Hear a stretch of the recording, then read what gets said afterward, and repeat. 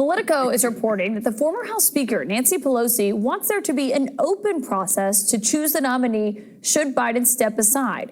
Now, emphasis on the should there, given Biden has said he's not dropping out and he hasn't done so yet. But one of President Biden's most ardent defenders in the 3 weeks since that debate in Atlanta, that's Alexandria Ocasio-Cortez, says she thinks the idea of having an open convention where candidates would compete for the nomination is crazy. I have said, game out your actual plan for me. Game it out. Have you looked in, what are the risks of this going to the Supreme Court? I have stood up in rooms of folks making these decisions, and I have raised these questions, and no one had an answer for me. I'm not an open convention person. I think that is crazy. Bakari Sellers and the former New York City Mayor Bill de Blasio are back here with me. Also joining our conversation is David Gura, Bloomberg correspondent and the host of Bloomberg's daily podcast, The Big Takes. Make sure you listen to that. Mr. Mayor, that is a good question. And to the point that you were just making, and that Bakari is making, what are they going to do? Because no one has articulated that. Okay, well, here's why I'm confused. We have a convention coming up. The convention is the formal mechanism for determining a nomination. So I don't know quite why everyone is so convinced it's impossible to come up with a candidate between now and a convention. One bigger point. Second, to the open process. The virtue of the open process is we dominate the news for those weeks, and the winner is given the strength of having been the winner. In other words, there's no coronation, there's no inside job. They earned it. They showed their chops. They prepped for the general election campaign. I think just like I believe primaries are often the best way to create a strong general election candidate. Kamala Harris undoubtedly is in the strongest position.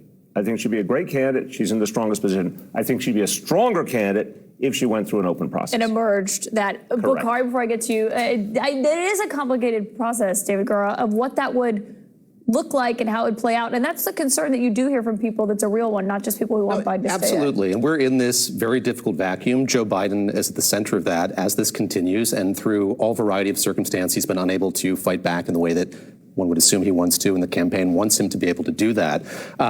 But yeah, we have time. Conventions were hashed out on the floor in the past with disagreements and arguments the likes of which that we're having here. That could happen again. I mean, I think going into this, before that debate, there was a sense that this was going to be a fragile and fractious convention, as it was. You know, what I've been thinking a lot about is the signs along the way that could have prompted the campaign and the party to think through what might have happened if this eventuality did. And I think back to that David Ignatius column that was written in September of last year, almost a year ago. And that was a seismic thing. On this network, broadly speaking, here, one of the president's favorite columnists coming out and saying, with this format that we've now seen over and over again, thank you for all you've done. Look at all of the achievements that you've had. Now it's time to step aside. You floated this yourself during the campaign. Do it.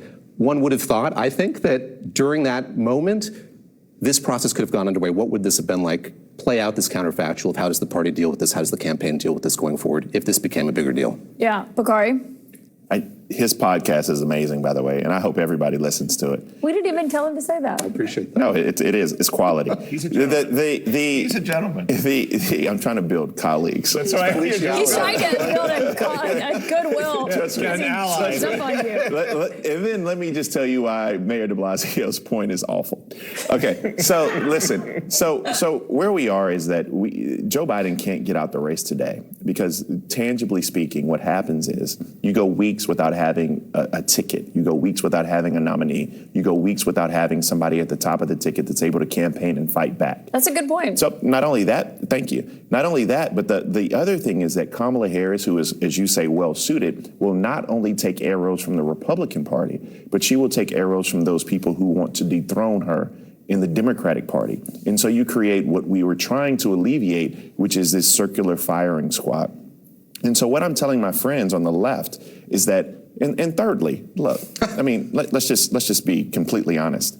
You are not going to have the first African-American woman who is the vice president of the United States, who stood behind this president, who actually, as everybody said objectively, gotten meteorically better than she was when she started, is a more than quality candidate who performs well on different tickets. Also, she was elected as part of the and that was I was Biden-Harris getting to ticket. 4. I know, that's what I'm saying. They won 14 million primary votes and have $240 million in the bank, and you want to tell me that you do not, and you want to have an open convention, and what that looks like. And I know that Mayor de Blasio is not saying this, and he's not even intending for this to be the message at all. But what it feels like at home to viewers is, damn, we got to go through this again. Like, we just got to keep going and going for even people who have earned this.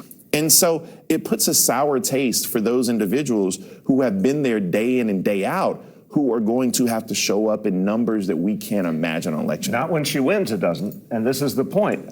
She becomes a much stronger candidate by going through a process, and she gets to separate from Joe Biden if it comes to this. Look, we all agree it's Joe Biden's decision. We all honor Joe Biden. And I've said I have a personal sympathy having been in a similar situation once upon a time. But if Kamala Harris is the nominee, I think she is by far the most likely nominee at this moment of anyone on earth. When it comes to the day in November when people vote, Kamala Harris is the most likely person on that ballot. She has to create some separation from Joe Biden because, unfortunately, the Republican indictment is hanging in people's minds. Some of that is penetrating. The public has been frustrated on some issues like inflation. The public's been frustrated on his age. Kamala Harris needs to make a clean break, and by being a candidate who goes through a process and wins, she gets to do it. We dominate the airwaves. There's not going to be a firing squad. People are smarter than that. There'll be debate, but there's not going to be a firing squad. But to be fair, if Biden got out tomorrow, we are this time. Trump has the airwaves for a whole month by himself until that candidate is selected. I actually would disagree with that. And I think to your Trump point, would be on Mr. it by Mayor, himself? that, for this to be aired publicly and Democrats to be fighting with one another for this nomination, this new nomination, would at least focus the campaign on Democrats once again and the Democratic message. I mean, that's been, as I see it for Democrats, the great catastrophe these last 3 weeks. Yes. There was this long period of time after that debate where, yes, he had space, as you were saying earlier, to figure all of this out, but it was this, again, yawning vacuum. May I ask you a question? Sure. What prevents us from doing that now? It's not happening. That's not what I ask you. I ask what prevents us from doing that. Right now, you have every single member whose name I barely know. They're number 412, 417, Adam Schiff is widely 170. known. Well, I should say Adam Sherrod Brown is he's widely not known even as a well. United States Senator yet, but Sherrod Brown is actually a name. John Tester, that's 2 of you got a 51. quartet. You have Moving toward a chorus, two of perhaps, four, in the Senate. two of 49. Okay, 2 of 51. Excuse me. But but very easily we could rally. That's my only point. I'm not muting the conversation. Have the conversation, but we can rally. We can talk about these things. But do we really think that all of Harris, I think obviously there is certainly an argument because she is actually the vice president. She's second in line to the presidency right now. But do we think that the other young Democratic governors, lawmakers who are very ambitious would just kind of cede the ground to her? I think we don't know, and that's the trickiness of this moment. If they did not, it would be political. It would be political suicide. But I think in this finish moment, point. we've seen the steady build of folks in Congress coming out, but that's taken time, and it's taken other people doing it first. None of these young Democrats are going to come out before this happens and say anything. And there will be, we've talked a lot about the expediency of this moment, how little time there is between now and the convention. Time is ticking. I think that there will be an acceleration by which people would come out. But the question, okay, I'm going to ask both of you all, and I would love if you answered it. So if you were a young Democrat who was doing this and you challenged Kamala Harris, the backbone of the Democratic Party, the people who select nominees are my mama and her friends, right? You understand the slight to them. So how do you repair that? How do you fix that? How do you come out and do this and have a political future which is successful? Yeah, that's a great point. I mean, it would be, if you're a Josh Shapiro, Gretchen Whitmer, you're thinking, or I could just wait 4 more years. Yeah, I respect, we 100% know who. You've respectfully disagreed with me the whole show. I do respectfully disagree. I come from the most diverse city on earth. I was elected because of African-American women, first and foremost. I think African-American women and everybody else in our party, if a group of candidates came forward and had a real discussion, again, which I think Kamala Harris prevails in, I don't think people think it's a slight or whatever. But here's the curveball. I wouldn't be surprised if they say open, we can take 5 candidates, we can take 6 candidates, and no one but Kamala comes forward in the end. That's actually the best of all worlds. Have an open process and she wins by acclamation. Perfectly possible. Before we go, you're really not going to tell me if you think that Biden should get out? Again, I'm going to respect his personhood at this moment. I've been in that situation myself, but I think he's got to see all this that's happening and decide real quickly. It sounds like a yes. That's all I got to say. I don't even know what he Well, said. I tried. Great to have all of you here. Thank you to everyone watching this debate that just played out at the It was a desk. friendly, warm discussion.